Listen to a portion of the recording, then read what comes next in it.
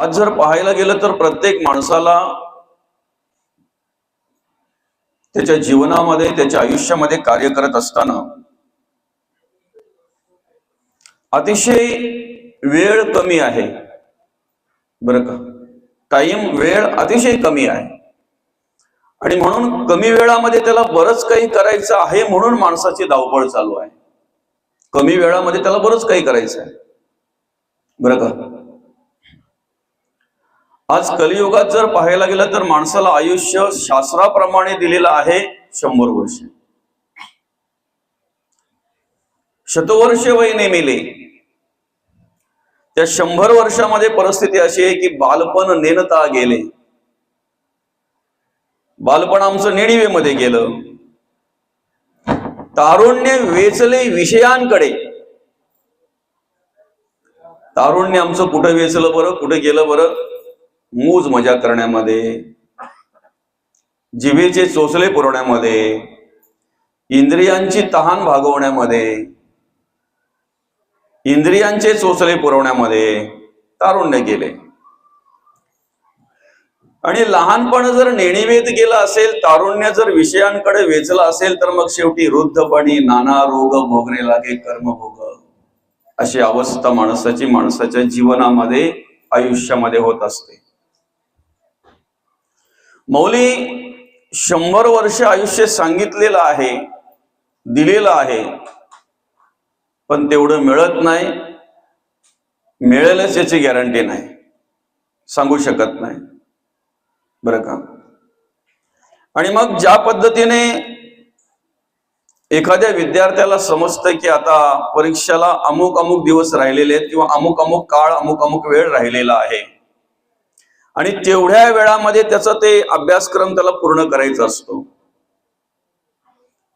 कमी वेळ राहिला असेल तर मग त्यासाठी तो रात्रंदिवस अभ्यास करत असतो।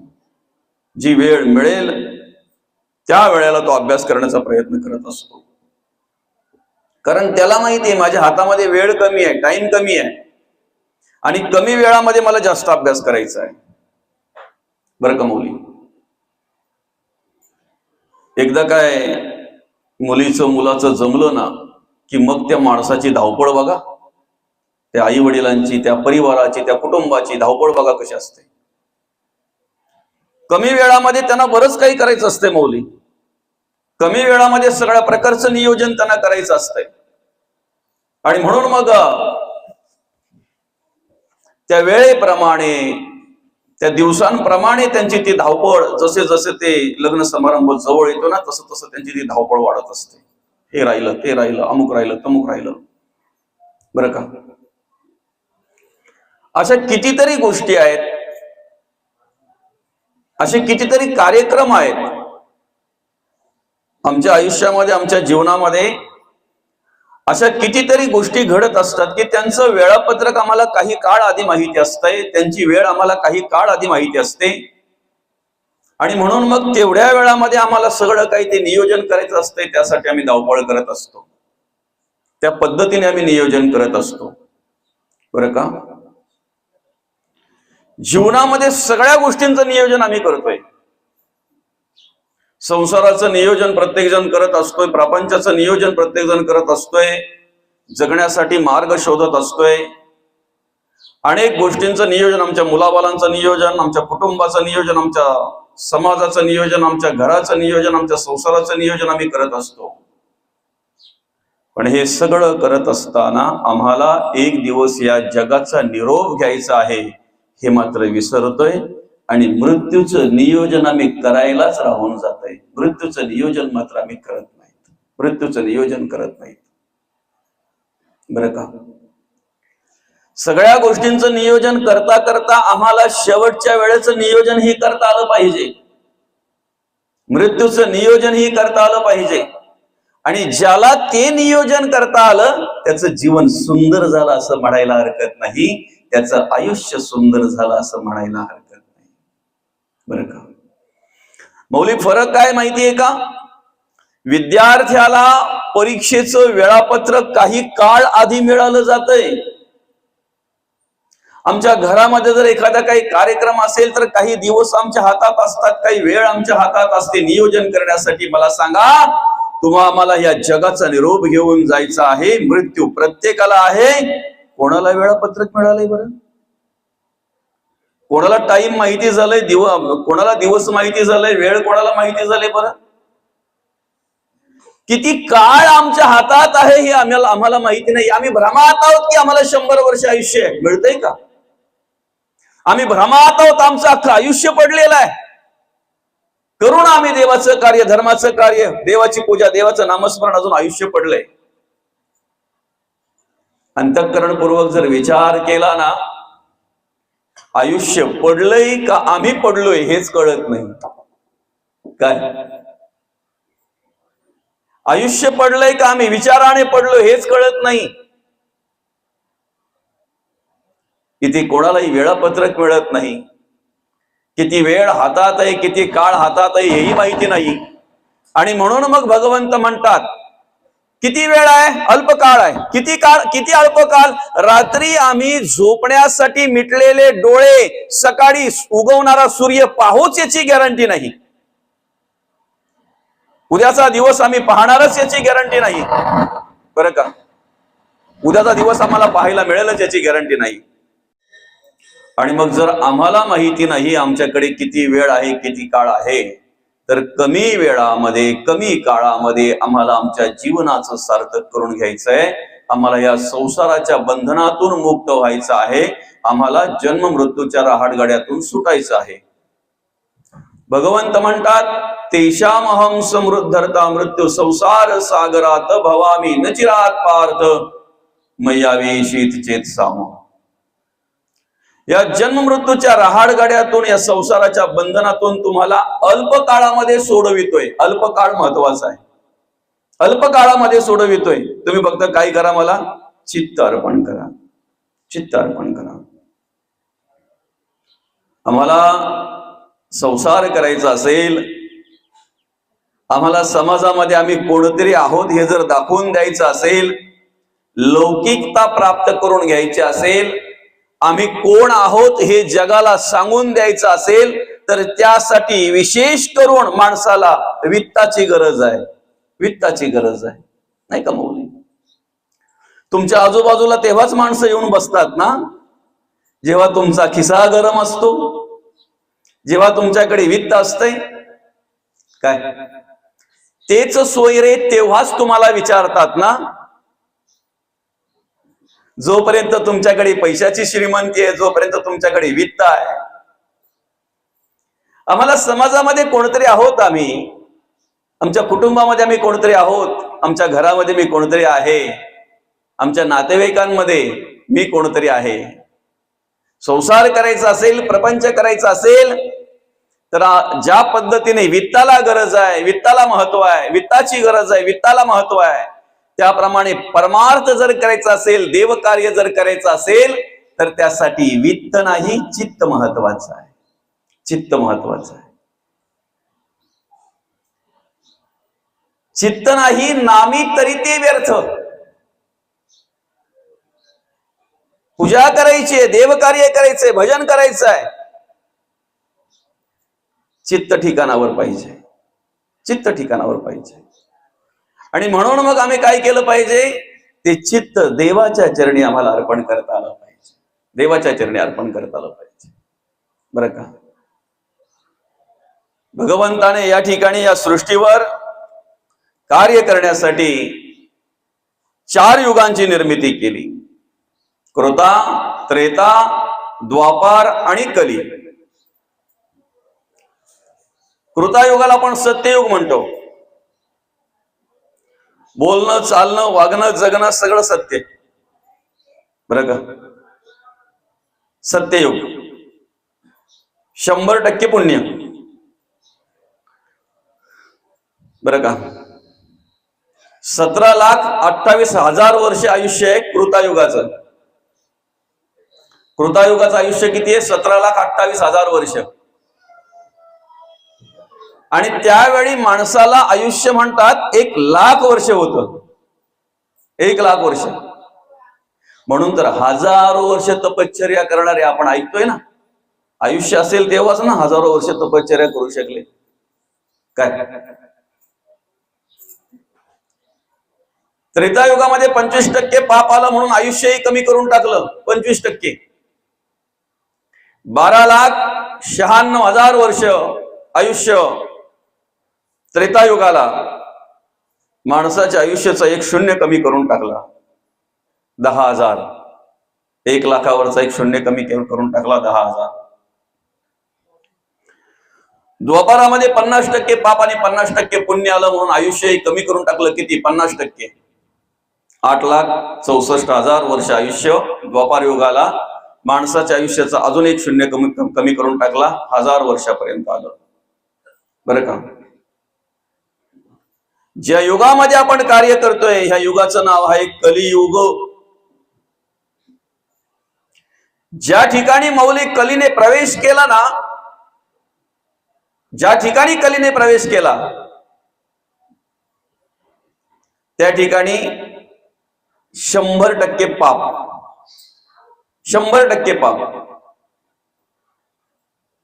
पुण्याचा लवलेश पण नाही, पुण्य पाहायला पण मिळत नाही. आणि म्हणून काय केलं माहितीये का? 4,32,000 वर्ष आयुष्य कलियुगाचं एक चतकोर फक्त, आणि माणसाच्या आयुष्यातला अजून एक शून्य काढून टाकला. 100 वर्षावर आणलं. अल्पकाळ. त्याच्यातही जे मिळेल ते फक्त आम्ही काय करतोय माहितीये का? आमचं आयुष्य मोजताना वर्षाने मोजतोय. म्हणून तर वाढदिवस साजरे करतो ना. दर महिन्याला वाढदिवस साजरा करता का तुम्ही? दर आठवड्याला करता का? आम्ही आयुष्य मोजतोय वर्षाने. बरं का? एवढी वर्ष झाली. वय सांगताना सुद्धा मी वर्षाने सांगतोय. किती? 45. 45वा वाढदिवस जर माझा साजरा करायचा म्हटलं तर मला सांगा, 45 वर्ष माझ्या आयुष्यातली वाढली का घटली? माझा 45वा वाढदिवस जर आता साजरा करायचा झाला तर माझ्या आयुष्यातली 45 वर्ष घटली का वाढली? हा, मग वाढदिवस का घटदिवस? आम्ही वर्षाने आयुष्य मोजतोय. खरं आयुष्य आमचा मोजतोय. तुकोबा म्हणतात, आयुष्य मोजावया बैसला मापारी, तू कार्य व्यवहारी संसाराच्या. तो मापारी जो आहे ना, तो आयुष्य मोजत असताना क्षणक्षणाचं आयुष्य मोजत असतो. क्षणक्षणाचा आयुष्य मोजत असतो तो मापारी. आलेली वेळ आमची आहे. आजचा दिवस माझा आहे, उद्याचा असेल याची गॅरंटी नाही.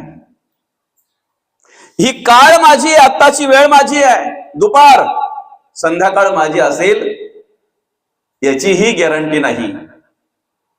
आणि म्हणून अतिशय कमी वेळ माणसाकडे राहिलेला आहे. कमी वेळ माणसाकडे राहिलेला आहे. बरं का?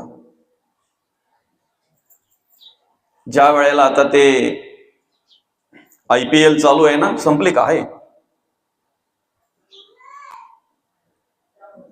20 षटकांमध्ये त्यांना ते रन्स करायचे असतात. आणि ज्या वेळेला कमी षटकं राहतात आणि रन जास्त करायचे असतात त्यावेळेला त्यांचं ते खेळणं बघा कसं असतंय.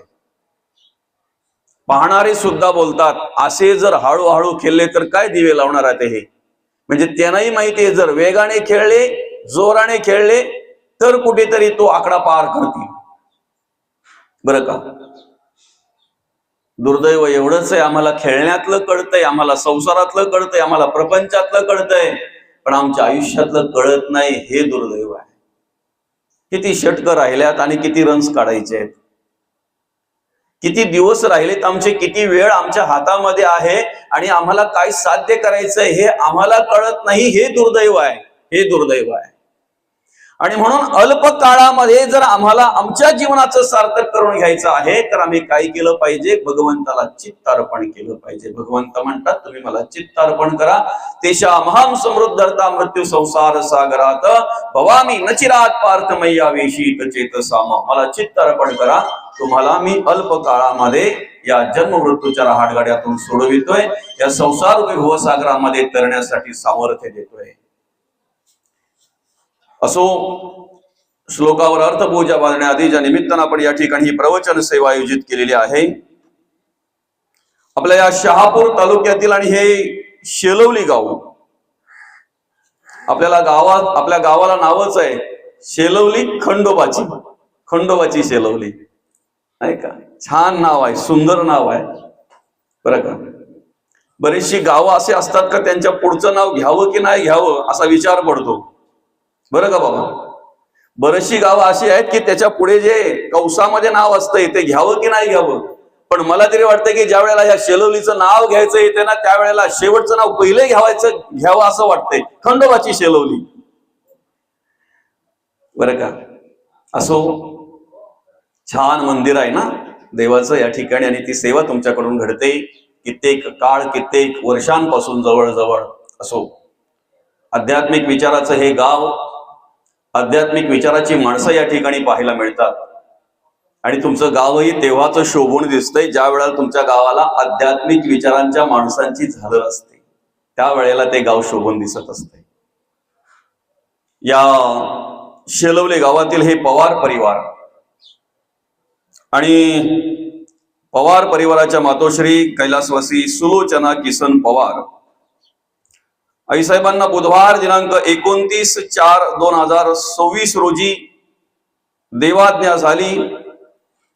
त्यांचं अल्पशा आजाराने निधन झालं आणि त्यांच्या उत्तर कार्यांच्या निमित्तानं आपण या ठिकाणी ही प्रवचन सेवा आयोजित केलेली आहे. खर तर आईसाहेबांच्या पक्षामध्ये आमचे जयवंत दादा असतील, जयाताई असतील, छायाताई असतील, नंदाताई असतील, आईसाहेबांच्या सोना असतील, नातवंड असतील, संपूर्ण हा पवार परिवार असेल, आप्तेष्ट मित्र परिवार व ग्रामस्थ मंडळी आपण सर्वच. आपल्याला माहिती आहे 5 भावंडांपैकी अर्थात जयवंत दादा असतील, जयाताई असतील, छायाताई असतील, नंदाताई असतील, या 4ही भावंडांचा एक भाऊ अर्थात मोठे दादा जगन्नाथ दादा 2010 साली या परिवाराला सोडून गेले. त्यांचा अपघाती निधन झालं. आणि त्या दुःखाला सामोरे जात असताना आपल्या मुलांवर प्रेम करणं, आपल्या मुलाला आधार देणं, आपल्या नातवंडांना मार्गदर्शन करणं, त्यांचं संगोपन करणं, हे कार्य आजी आजोबांचं या ठिकाणी कार्य करत असताना आमचे कैलासवासी किसन बाबा गजानन पवार बाबांना 28 ऑगस्ट 2025 रोजी देवाज्ञा झाली. त्यांचंही अल्पशा आजाराने निधन झालं. आणि मागच्या 2025 ला ऑगस्ट मध्ये बाबांचं जाणं झालं. कुठे 7-8 महिने लोटतात नाही लोटतात तर या परिवाराचं मातृक्षेत्र हरपलं. अर्थात ज्यांच्या उत्तर कार्यांच्या निमित्तानं आपण या ठिकाणी प्रवचन सेवा आयोजित केलेली आहे, कैलासवासी सुलोचना किसन पवार आईसाहेबांचं बुधवार दिनांक 29/4/2026 रोजी त्यांना देवाज्ञा झाली. त्यांचं अल्पशा आजाराने निधन झालं. वयाच्या 75व्या वर्षी आईसाहेबांनी तुमचा आमचा निरोप घेतला. खर तर ही दोन्ही माणसं परमार्थिक विचाराची, मग आमचे किसन बाबा असतील किंवा आमच्या सुलोचना आई साहेब असतील, हरिभक्त परायण होत्या, माळकरी होत्या, आध्यात्मिक कार्य केलं, चांगल्या प्रकारे आदर्शयुक्त जीवन जगले. बाबा या ठिकाणी कार्य करत असताना शेतकरी म्हणून कार्य केलं, पण त्याचबरोबर काही संस्थेमध्ये सुद्धा त्यांनी चांगल्या प्रकारे कार्य केलं. त्या ठिकाणी कार्य करत असताना जे काही चांगलं कार्य करता येईल, जेवढं चांगलं जगता येईल, वागता येईल, तेवढं चांगलं जगण्या वागण्याचा प्रयत्न केला. आणि खऱ्या अर्थानं या ठिकाणी आपल्या मुलांवर चांगल्या प्रकारे संस्कार केले, मुलींवर चांगल्या प्रकारे संस्कार केले, त्यांचं संगोपन केलं, नातवंडांना आधार दिला, त्यांनाही चांगल्या प्रकारे मार्गदर्शन केलं. आणि खऱ्या अर्थानं बाबांचं जाणं झालं 7-8 महिन्यापूर्वी, लगेचच 7-8 महिन्यानंतर आईसाहेबांचं जाणं झालं. पितृक्षेत्र हरपतंय, कुठे नाही हरपतंय तर लगेचच मातृक्षेत्र हरपतंय. आणि एकावर एक असे दुःखद प्रसंग या पवार परिवारावर आले. काय दुःख असेल ते फक्त त्यांनाच माहिती, अवर्णनीय, वर्णन करू शकत नाही. बरं का, माणसाने माणसाच्या आयुष्यामध्ये कसं जगावं, कसं वागावं याला खूप महत्व आहे. कारण आपलं जगणं वागणंच म्हणजे परमार्थ आहे. आपलं जगणं वागणं म्हणजेच खऱ्या अर्थानं भक्ती आहे. आम्ही जी कर्म करतोय ती कर्म म्हणजेच भक्ती आहे. आम्ही जे कार्य करतोय, आमच्याकडून जे काही घडतंय, जे घडतंय तोच परमार्थ आहे, तीच भक्ती आहे. अशा प्रकारे जगद्गुरु तुकोबांनी आम्हाला मार्गदर्शन केलेलं आहे, मौलींनी मार्गदर्शन केलेलं आहे, शांती ब्रह्मनाथ महाराजांनी त्याच पद्धतीने मार्गदर्शन केलेलं आहे. जनाबाई, कान्होपात्रा, बहिणाबाई, मुक्ताबाईकडे जर आम्ही बघितलं तर आम्हाला त्याच विचारांचं दर्शन घडतंय, त्याच विचारांची प्रेरणा मिळते आम्हाला. बरं का, तेच विचार आम्हाला त्या ठिकाणी पाहायला मिळतात. खर तर भगवंताने प्रत्येकाला जन्माला घालतानाच जे पाहिजे ते बरोबर दिलेलं आहे.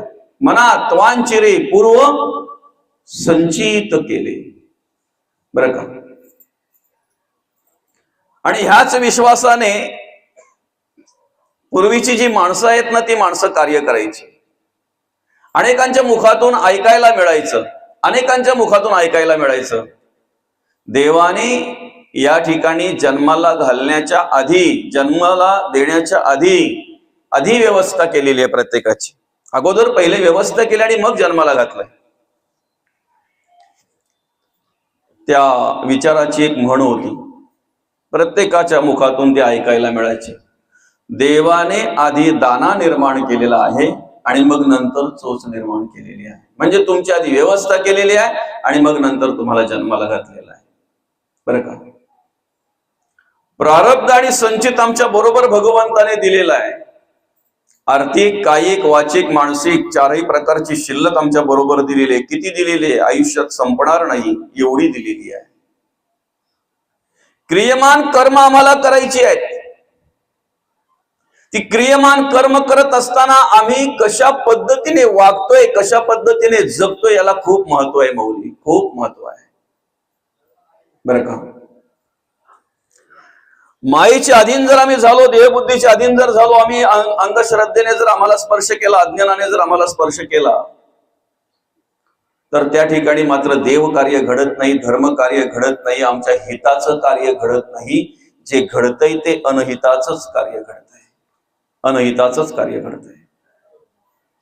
मायेच्या अधीन जर आम्ही झालो तर आम्ही काय करतोय, मुख्य सत्य गोष्ट बाजूला ठेवतोय, सत्य विचार बाजूला ठेवतोय, सत्य कार्य बाजूला ठेवतोय आणि माया खोटी सांगितलेली आहे, माया असत्य सांगितलेली आहे, माया नाशिवंत सांगितलेली आहे, माया जशी दिसते तशी नसते अशा प्रकारे ओळख करून दिलेली आहे. नको ते कार्य आमच्याकडून घडलं जात आहे, नको ते विचार आम्हाला स्पर्श करत असतात, नको ते विचार आम्हाला स्पर्श करत असतात. प्रत्येकाच्या आयुष्यामध्ये जर आपलं जीवन आणि त्या जीवनाचा जर आनंद घ्यायचा, आयुष्याचा जर आनंद घ्यायचा, एक स्मरणात ठेवा, भगवंताने मला ज्या ठिकाणी जसं ठेवलंय तसं योग्य आहे. जैसी स्थिती आहे तैशा परीर आहे, कवतुकुतूप आहे संचिताचे. जसं भगवंताने ठेवलंय ना ज्या ठिकाणी, तसं आम्हाला राहता आलं पाहिजे. ठेविले अनंते तैशीची राहावे, चित्त असू द्यावे समाधान, चित्त असू द्यावे समाधान. बरं का, काय दिलं नाही देवाने आम्हाला, काय दिलं नाही. 83,99,999 योनी जे कार्य करू शकत नाही ते कार्य करण्यासाठी, देवाचं, देशाचं, धर्माचं कार्य करण्यासाठी भगवंताने आम्हाला हा नरदेह दिलेला आहे, मनुष्य देह दिलेला आहे. हात, पाय, कान, नाक, त्वचा, डोळा, जीभ सगळ्या प्रकारची इंद्रिय दिलेली आहेत. आम्ही किती श्रीमंत आहोत, बाजारात विकत न मिळणार आयुष्य भगवंताने आम्हाला दिलेलं आहे. मिळेल का आयुष्य विकत मिळेल? ते देवाने आम्हाला दिलेलं आहे. आम्ही स्वतःला कमी समजतोय ना, गरीब समजतोय ना, हे दुर्दैव आहे, हे दुर्दैव आहे. कारण आमचा पाहण्याचा दृष्टिकोन काय माऊली, माणसाचा पाहण्याचा दृष्टिकोन काय? आयुष्य जगत असताना फक्त स्वार्थाचा विचार करतो, स्वतःचा विचार करतो, भल्याचा विचार करतोय. समोर जशी परिस्थिती असेल ना त्या पद्धतीने तो जगण्याचा वागण्याचा प्रयत्न करत असतो. अतिशय सोपं उदाहरण आहे बघा, अतिशय साधं उदाहरण. तुम्ही चहा पिता पिता जर चहामध्ये माशी पडली तर चहाच फेकून देतो आम्ही, चहाच फेकून देतो. कारण आम्हाला माहितीये अजून एक कप तोपशीमध्ये बाकी आहे. काय नसेल परत ठेवू, परत बनवू आम्ही चहा आणि पिऊ. समजतंय ना? चहामध्ये जर माशी पडली त्या कपामध्ये तर आम्ही तो सगळाचा सगळा चहा फेकून देतोय. पण तीच माशी जर एखाद्या तुपाच्या डब्यामध्ये पडली तर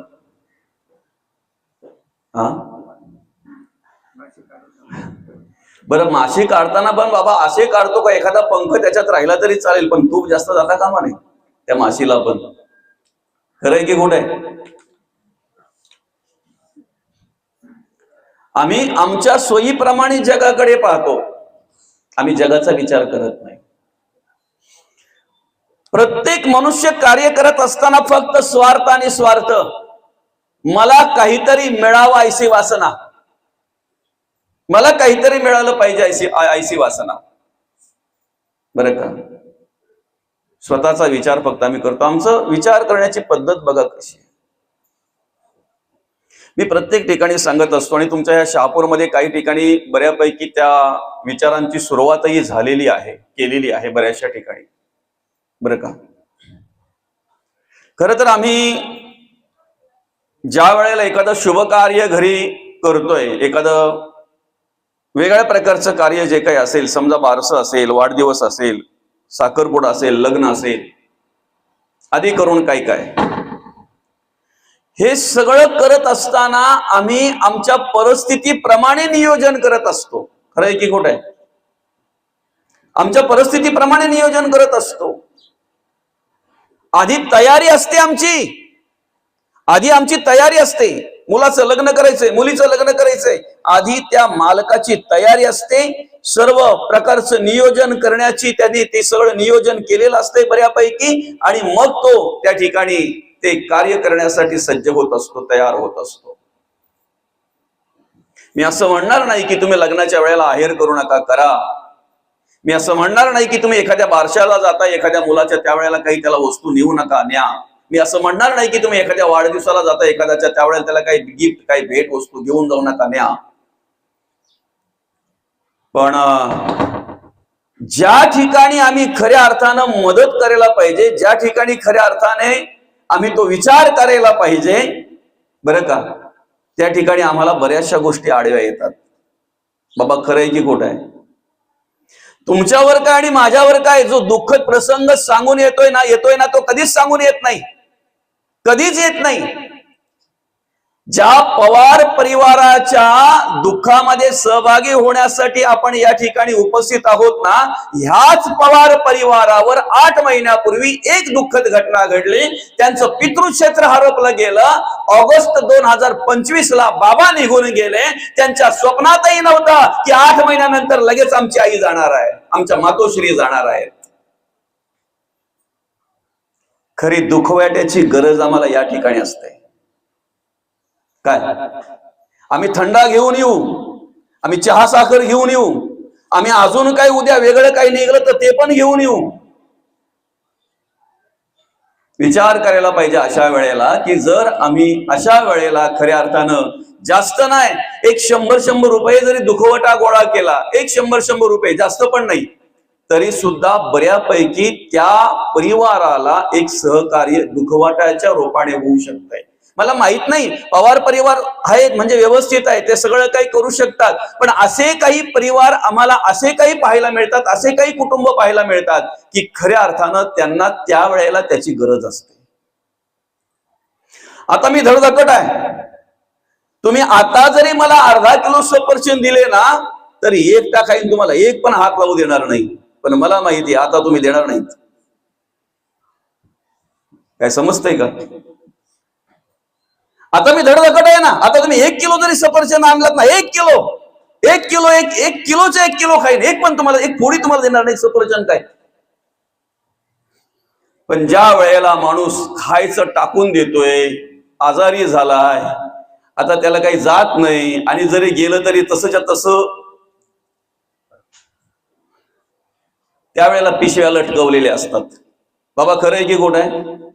मग आम्हाला खऱ्या अर्थानं हॉस्पिटलमध्ये ज्या वेळेला एखाद्या माणसाला पाहायला जातोय, एखाद्या पेशंटला, एखाद्या रुग्णाला आम्ही पाहायला जातोय, त्यावेळेला हे नको ते करण्यापेक्षा किंवा नको त्या पद्धतीने त्या ठिकाणी हे करण्यापेक्षा खऱ्या अर्थानं 100-500 रुपये त्यावेळेला जर त्यांच्या हातात दिले ना, तर खऱ्या अर्थानं ती मदत त्यांना झाली जाईल. खऱ्या अर्थानं चांगल्या प्रकारची मदत त्या ठिकाणी जेवढे जातात ना, बरं का. फक्त आम्ही काय करतोय माहितीये का? आमची प्रोसिजर पूर्ण करण्याचं काम करत असतोय. काय गेला पाहिजे, उद्या सकाळ जर जीवाचा काही झाला तर नंतर मग काही फायदा नाही ना. काय नाही, त्याच्या पोरांना जर दिसला तरी बस झाला, हो बा आले होते म्हणून. समाजामध्ये कार्य करत असताना ज्या गोष्टींची खऱ्या अर्थानं गरज आहे ना, ते विचार आम्हाला आमच्याकडे आले पाहिजेत. खऱ्या अर्थानं तो विचार आम्ही केला पाहिजे, आणि केलाच पाहिजे. तो विचार आम्ही केलाच पाहिजे. ज्या ठिकाणी गरज आहे त्या ठिकाणी ते कार्य आमच्याकडून घडलं पाहिजे, बरं का. ते कार्य आमच्याकडून घडलं पाहिजे. प्रत्येक माणूस वेगवेगळ्या विचाराचा आहे. एकाच आईच्या उदरातून जन्म घेणारी 4 मुलं जर असतील ना, तर तुम्हाला 4ही मुलांचे सारखे विचार नाही पाहायला मिळणार. भले एका आईच्या उदरातून आलेले आहेत ते, पण विचार सारखे नाहीत. प्रत्येकाचे विचार वेगवेगळे आहेत. तुम्ही जे विचार मांडणार, समाजाला सांगणार, ते सगळे स्वीकारणारे नसतात. त्याच्यामध्ये फट काढणारे जास्त असतात. पण चांगला विचार जर असेल तर आत्मसात करायला हरकत नाही. चांगला विचार जर असेल तर त्याप्रमाणे चालायला, जगायला, वागायला हरकत नाही. जर तुम्ही लोकांचाच विचार करत बसलात तर आपल्याच घरातलं उदाहरण, अगदी रोजचं उदाहरण आहे बघा, रोज आपल्याला अनुभवाला येणारं उदाहरण घरातलं. आपल्या घरात माणसं आहेत 10, बरं का. जरा जास्तच होतात आताच्या परिस्थितीमध्ये, जरा जास्तच होतात ना. आपल्या घरात माणसं आहेत 5 माणसं आहेत आपल्या घरात. 3 पोरं, आई वडील, ठीक आहे चला. बाकी म्हातारा म्हातारे जरा बाजूला ठेवू. काय पाहिजेत का? ठेवू, चला आपण घरात ठेवू. ते पण म्हातारा म्हातारी पण ठेवू. 7 माणसं आहेत. 7 माणसं आहेत घरामध्ये. टीव्ही किती असते? एकच ना. टीव्ही एकच